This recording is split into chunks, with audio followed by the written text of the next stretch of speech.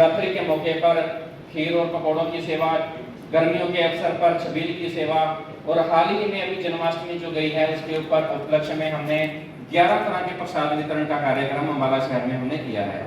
और रही बात हरियाणा की कार्यकारिणी की, तो अभी संस्था से जुड़े हुए मुझे ज़्यादा समय नहीं हुआ है, हालांकि 2 महीने के आसपास हुए हैं, और मेरे पास इतने फोन आ रहे हैं और बहुत ही जल्द लगभग 2 हफ्तों के अंदर पूरे हरियाणा के अंदर एक बहुत बड़ी कार्यकारिणी का विस्तार होने जा रहा है। यमुनानगर में लगभग 200 से ज्यादा नियुक्तियां अगले हफ्ते में की जाएंगी। और इसके साथ साथ हम आज कोई संगठन से डिमांड करने नहीं, बल्कि संगठन को मैं आश्वस्त करने आया हूं कि इसके अलावा यमुनानगर में 200 से ज्यादा नियुक्तियां की जाएंगी। और इसके अलावा हमारा आयुष का चेकअप कैंप प्रदेश के हर जिले में लगाया जाएगा गया। तो कुछ समय बाद ही मैंने डॉक्टर विवेक शर्मा जी, जो कि फिजियोथेरेपी के डॉक्टर हैं और अम्बाला शहर में बहुत ही उनका अच्छा नाम है, उनको जिला अध्यक्ष पर नियुक्त किया। इसके बाद श्रीमती रजनी शर्मा जी, जो कि हमारे बीच इस समय पहुंचे भी हुए हैं, उनको अध्यक्ष जिला मोहाली ब्लॉक डेराबस्सी मैंने नियुक्त किया। इसके साथ साथ अशोक शर्मा जी को एक्टिव मेंबर के पद पर मैंने नियुक्त किया।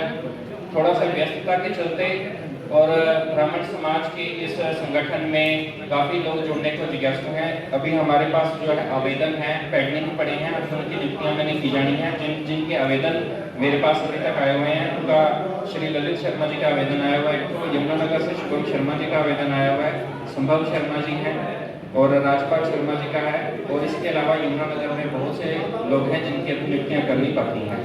और मैं ब्राह्मण समाज के कल्याण के लिए और इस संगठन के विस्तार के लिए कुछ महत्वपूर्ण सुझाव हैं, जो कि मैं राष्ट्रीय अध्यक्ष जी और संगठन के महामंत्री, देखिए मेरा सबसे पहला सुझाव यही है कि जैसा कि हम जानते हैं कि हमारे संगठन का स्थापना दिवस जो है 18 अगस्त 2018 को यमुनानगर में ही मनाया गया था। और संविधान के अनुसार, जैसा कि संविधान हम सबको पढ़कर सुनाया गया और जो मुद्दे जो हमें दिए गए, हाथों में डायरी भी दी गई, तो उसको लेकर मेरा सबसे पहला सुझाव तो यही है कि जब से संगठन का उदय हुआ तब से लेकर आज तक इसकी कार्यकारिणी का चुनाव नहीं हो पाया। और यह चुनाव जो है 5 वर्ष पूरे हो चुके हैं इस करके, और आज हम सब यहाँ एकजुट भी हुए हैं। तो मेरा सबसे पहला सुझाव ये है कि अगर आज हम सब एकजुट यहाँ हुए हैं तो इसका चुनाव की बात भी आज हम सब के बीच होनी चाहिए। और कि क्या जो पुरानी हमारी कार्यकारिणी है जिसको 5 वर्ष पूरे हो गए हैं, क्या उस कार्यकारिणी का आज भंग किया जाना चाहिए, इस पर भी आज विचार जरूर किया जाना चाहिए। और दूसरा मेरा सुझाव यह है कि जो संगठन है उसमें किसी भी तरह का जो पदाधिकारी है वो राजनीतिक पार्टी में सक्रिय ना हो या किसी राजनीतिक पार्टी का वह सदस्य नहीं होना चाहिए। ये मेरे सुझाव है, बाकी हर बंदे की विचारधारा अलग अलग है। और दूसरा, क्या किसी नियुक्ति पर क्या किसी जिला अध्यक्ष का सहभागी होना भी जरूरी है, यह भी विचार जो है किया जाना चाहिए। इसके अलावा जो मेरा सुझाव ये है कि जो राष्ट्रीय बॉडी है उसका जो मीटिंग है ऑनलाइन मीटिंग, क्योंकि कई लोग जो हैं राजस्थान से आए हैं, कई बहुत अन्य स्टेटों से आए हैं, उनकी जो राष्ट्रीय स्तर की जो मीटिंग है जो आज यहाँ रखी गई है, मेरा सुझाव यह है कि वह एक ऐसी जगह पर होनी चाहिए जहाँ पर हर स्टेट के पदाधिकारी अपनी कार्यकारिणी के साथ बहुत ही आसानी से पहुँच सकें। तो मेरा सुझाव यह है कि अगर राष्ट्रीय स्तर की कोई कार्यकारिणी की मीटिंग ऐसी होती है तो वह दिल्ली में होनी चाहिए, क्योंकि दिल्ली एक ऐसी जगह है जहाँ पर बहुत ही आसानी से पहुँचा जा सकता है और हर स्टेट के पदाधिकारियों को, हर स्टेट के जिला जो प्रदेश अध्यक्ष हैं उनको अपने जिला अध्यक्षों के साथ या अपनी कार्यकारिणी के साथ पहुंचना आसान वहां पर हो जाएगा। और इसके अलावा जो राष्ट्रीय स्तर की जो बॉडी है उनके प्रदेश की बॉडी के साथ और जिला की बॉडी के साथ अच्छे संबंध हों, इसके लिए समय समय पर ऑनलाइन मीटिंग भी की जानी चाहिए। जूम ऐप है या गूगल मीट ऐप है, उसके जरिए एक लिंक के माध्यम से बहुत से लोग जो हैं उस लिंक के जरिए से जुड़ सकते हैं। तो जो राष्ट्रीय स्तर की जो कार्यकारिणी है उनकी प्रदेश अध्यक्षों और जिला अध्यक्षों के साथ ऑनलाइन मीटिंग भी समय समय पर की जानी चाहिए। और दूसरा, अभी बात बताई गई आजीवन सदस्यता की, जो मेरा सुझाव ये है कि जैसे कि आजीवन सदस्य राष्ट्रीय कार्यकारिणी के हमने घोषित किए और आज वह राष्ट्रीय स्तर की मीटिंग में नहीं हो पाए, तो ऐसा हर स्टेट में ना हो, हर जिले में ऐसा ना हो। तो मेरा सुझाव ये है कि जो सदस्य है या पदाधिकारी है उसका कार्यकाल केवल 1 वर्ष के लिए होना चाहिए, ताकि 1 साल बहुत होता है हमें देखने के लिए। अगर हमारा कोई पदाधिकारी या स्टेट का पदाधिकारी अगर एक्टिव नहीं है तो अगले साल जो है नए बंदे को उसको मौका मिलना चाहिए। तो जो किसी भी स्टेट का पदाधिकारी है तो उसका कार्यकाल केवल 1 वर्ष के लिए निर्धारित होना चाहिए।